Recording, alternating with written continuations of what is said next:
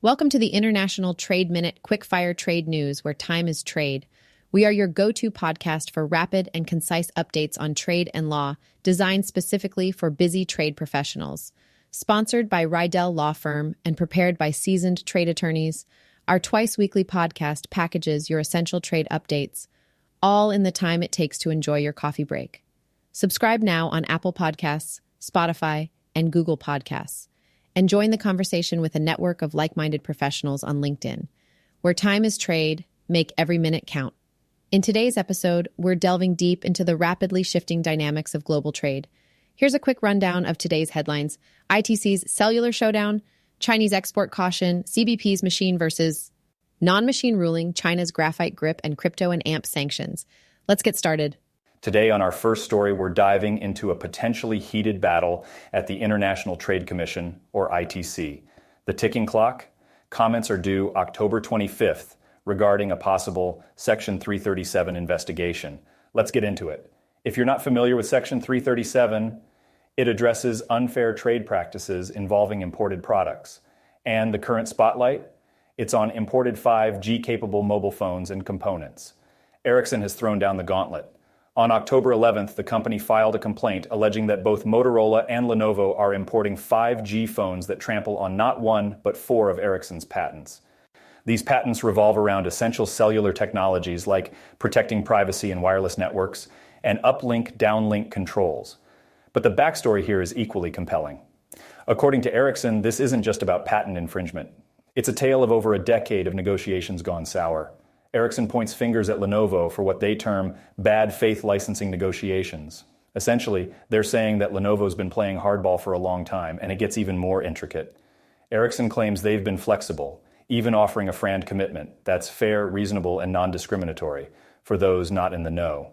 However, there's a catch. Ericsson wants a reciprocal license from Lenovo in return. Yet, Lenovo's counter seems to be a tough pill for Ericsson to swallow.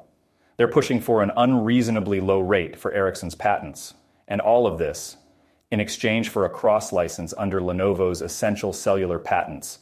So, with comments due at the ITC today, the stage is set. If the ITC moves forward with this investigation and Ericsson comes out on top, we could see some major disruptions in the 5G mobile market, especially for brands like Motorola and Lenovo. This is not just about two tech giants clashing over patents. It's about the very gears that keep our cellular world turning and the possible tremors in the 5G landscape.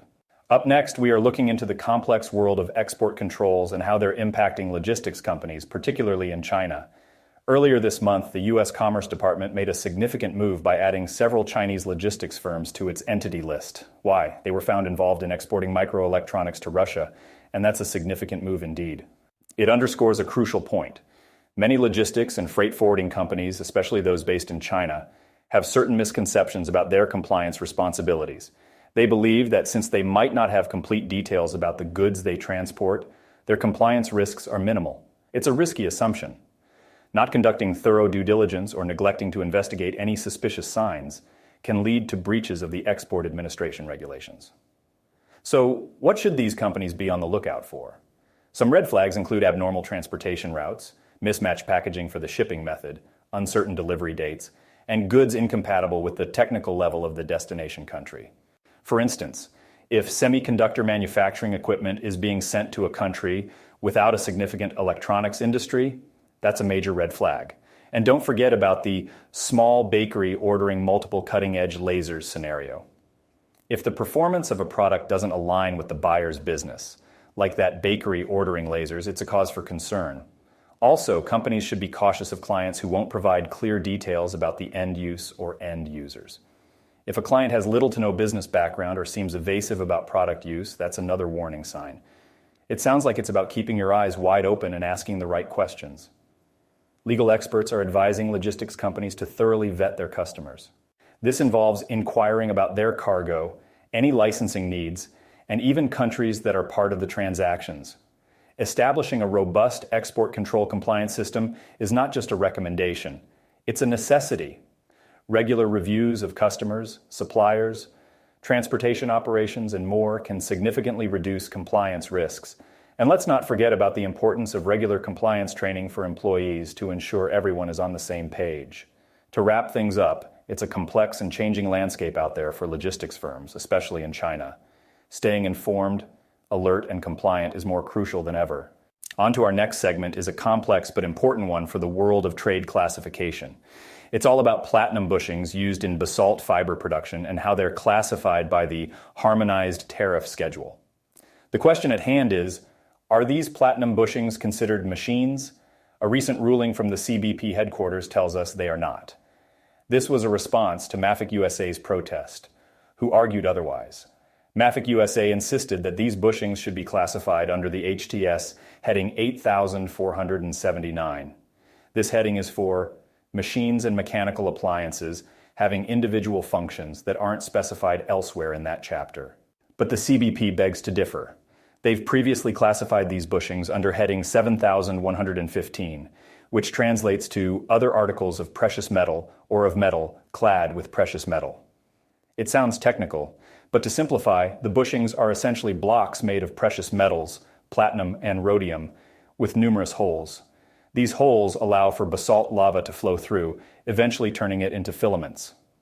Mafic USA's argument was that these bushings are a part of a bigger apparatus known as the bushing well module.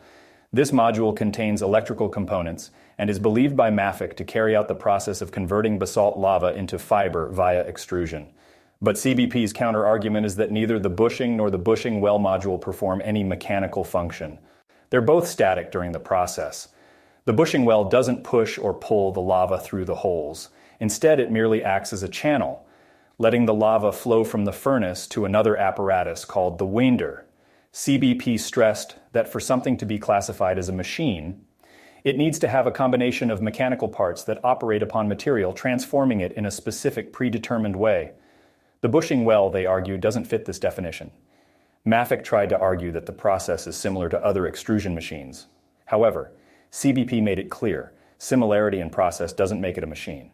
Without any mechanical functions, the bushing well can't be classified as one. Now, since these bushings couldn't be classified under Chapter 84 as Mafic hoped, CBP proceeded to classify them under Chapter 71. This chapter is for items made entirely or partly of precious metal, but not considered jewelry or wares. Since the bushings are described as blocks of platinum rhodium, they're classified under subheading 7115, 90, 60, which basically means, in layman's terms, other articles of precious metal or of metal clad with precious metal. This might sound like a lot of legal and technical jargon, but it's crucial for determining trade tariffs and regulations. Classification matters and can have big financial implications. Next story, we're diving into a development that has the potential to send shockwaves through the electric vehicle sector and beyond. China, the world's top graphite exporter, has just announced new export controls on select graphite products. On October 20th, China's Ministry of Commerce made public that companies will now need to secure export licenses for specific graphite materials. These aren't just any materials. We're talking high purity, high strength artificial graphite, and natural flake graphite products.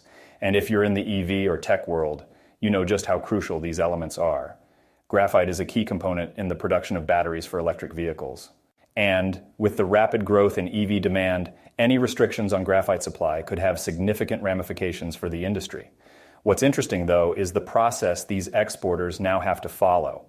They'll need to submit the original export contract, provide a technical description of the goods, end-user certifications, among other requirements. Now, this isn't just a simple paperwork procedure. It's a rigorous process, and China has warned of administrative penalties for any violators, and that's not all. They could even be held criminally liable. Indeed, it's a strong move. But China maintains that these export controls align with common international practice to maintain the security and stability of the global supply chain. They've framed this decision as a measure to protect national security and have already informed relevant countries and regions about the impending restrictions. This isn't an isolated move. Let's rewind a bit. Remember, just 2 months ago, China initiated new export controls on gallium and germanium, both critical minerals essential for making semiconductors and other tech products. This makes you wonder about the broader implications, doesn't it? What does this mean for international trade, the electric vehicle market, and even the broader tech industry? Especially with these new controls set to take effect on December 1st, a date to mark on our calendars.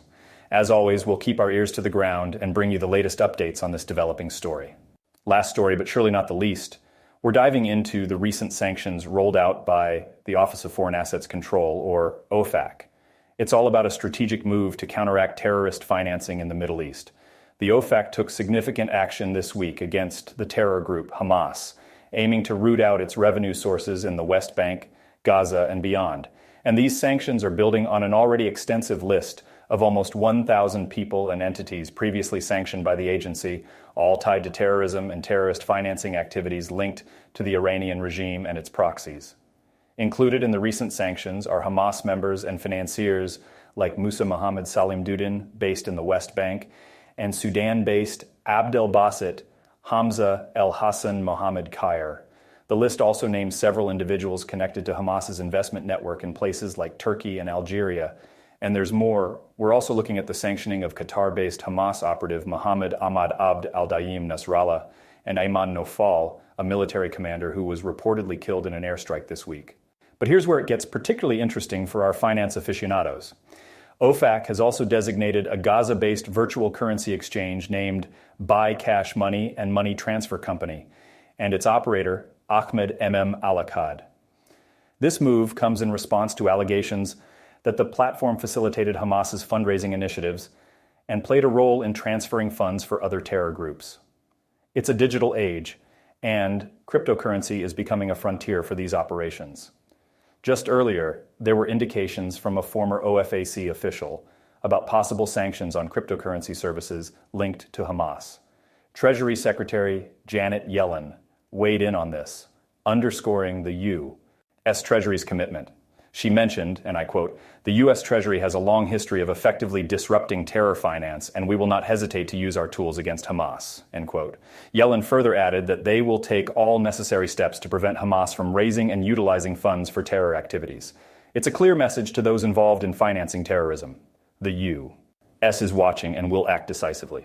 Thank you for joining us on International Trade Minute, your rapid source of trade updates for busy trade professionals. And we hope to have you back for our next episode. Don't forget to subscribe.